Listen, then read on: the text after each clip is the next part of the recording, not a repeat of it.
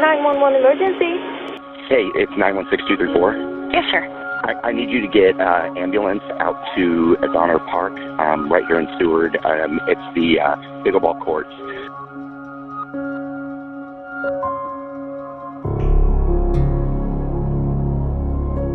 Get called to all sorts of different calls, accidents. Sometimes we go to medical emergencies, drownings. We have some lakes in our area. Farmers having heart attacks in fields. Every minute somebody's down where compressions and the AED is not applied, they lose a 10% chance of survivability. So there's no doubt in my mind that I wouldn't be here today without that. I was incredibly fortunate, and my family was incredibly fortunate. We can get to there, and we have tools in our vehicle that'll help preserve life. That's everything for us, because sometimes they can't wait 10 to 15 minutes for the ambulance to arrive. And then once you purchase them, don't be afraid to use them and don't hesitate to use them. It's life or death.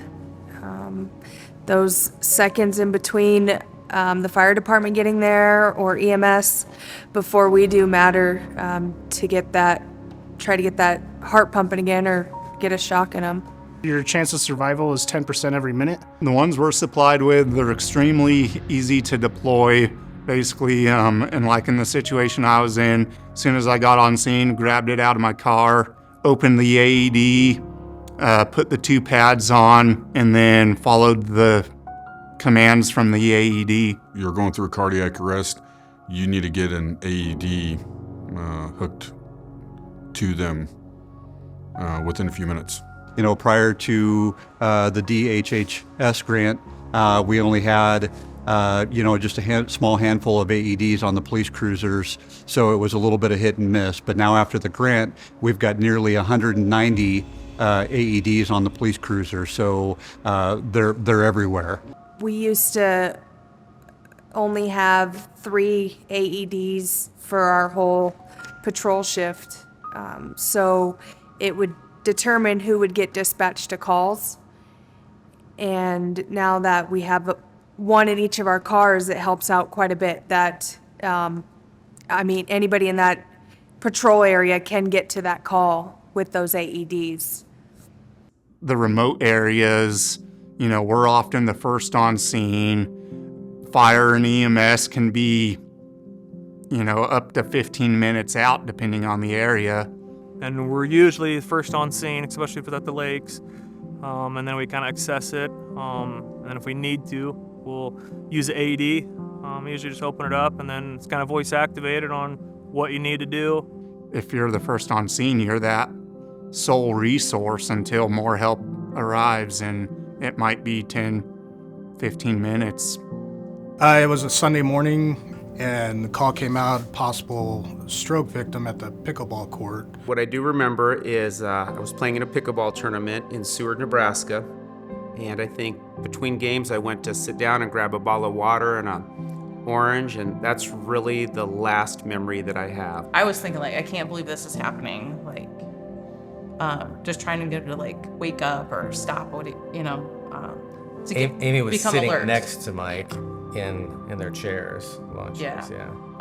We were in a conversation, and then he didn't respond, so I looked over, and he was sitting a little bit farther back, next to me, but a little back. So I had to turn to look, and he wasn't responding to me anymore, and he was almost gasping for air type of a thing. So then I alerted others around that I need help. We need help. Something's not right. As soon as he slumped over, I went to the back of his chair and I go, we need to get him out of the chair, and pulled him onto the ground to start CPR, basically. Yeah. I had brought my AED that we carry in every vehicle. When I approached the group of people, I noticed that there was already an AED on scene. I kind of jumped in, took over, and attached the leads to Mike. And they administered CPR and an AED. They then hooked me up to an AED device, which they used, I think, approximately 4 times on me before the rescue squad got there. Even without training, the way these AED machines work, they're fantastic. They talk you through every step, but having that prior training with our fire department just solidifies that in your mind.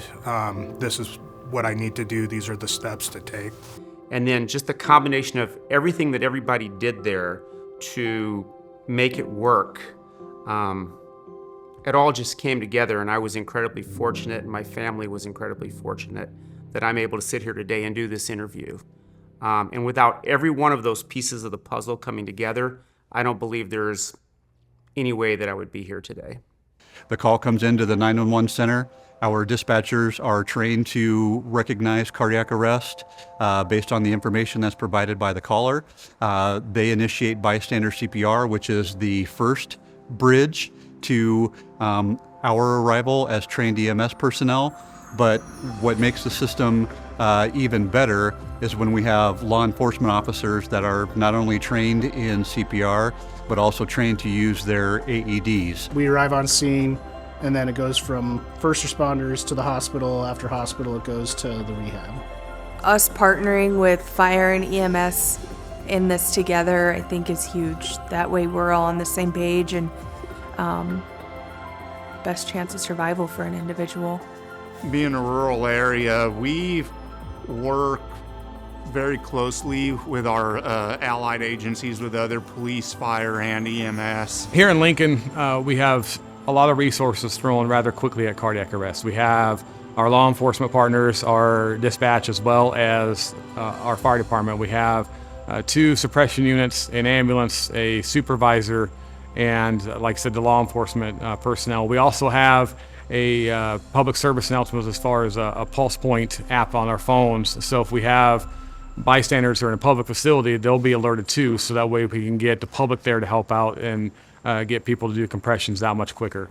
I would say train, because I think that repetitive training with it can, I think, help out with everybody to know, that 1 second of hesitation can help a lot. When the Helmsley grant happened, they had a course it was basically like a instructors of what to do, how to store them, how to utilize them, how to best utilize them, and how to train your officers. And I'll be the first one to tell you that they save lives, so stay up to date with your training and carry it with you. This is the LifePak CR2 defibrillator. What's very nice about these, you open it up, and once you get it open up, it's going to tell you exactly what you need to do. It's going to start yelling at you. Adult mode. It's telling you. Remove all clothing from patient's chest. You can follow along with this very well and easily. You put pads on, it's going to tell you what to do. Basically, it'll tell you to stand by, and then it'll ask you to start chest compressions for a certain amount of time. Once it does its analyzation from there, it'll tell you whether it needs to deliver a shock or not.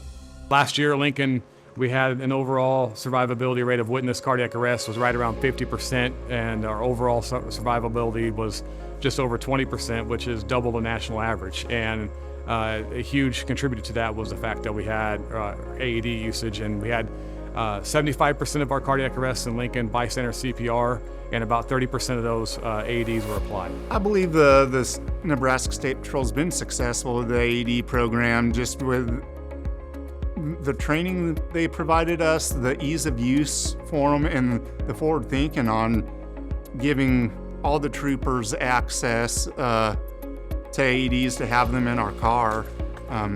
That way we can better serve the public. On behalf of the City of Seward and the Seward Police Department, I'd like to thank the Helmsley Charitable Trust for their donation and AEDs. We would like to thank them for giving us all the opportunity for bettering a chance of survival for people in our community. I'd like to thank the Trust for supplying the AEDs for all of our officers, and I think dang near all law enforcement agencies I know.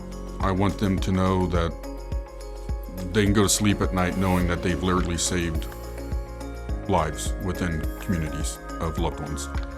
A new lease on life doesn't really capture it. There has to be some bigger words than that, but I'll tell you what, anyone that has something like this happen to them and they make it through it, whether it's for 1 day or 100 days or 10 years or 20 years, they'll be eternally grateful.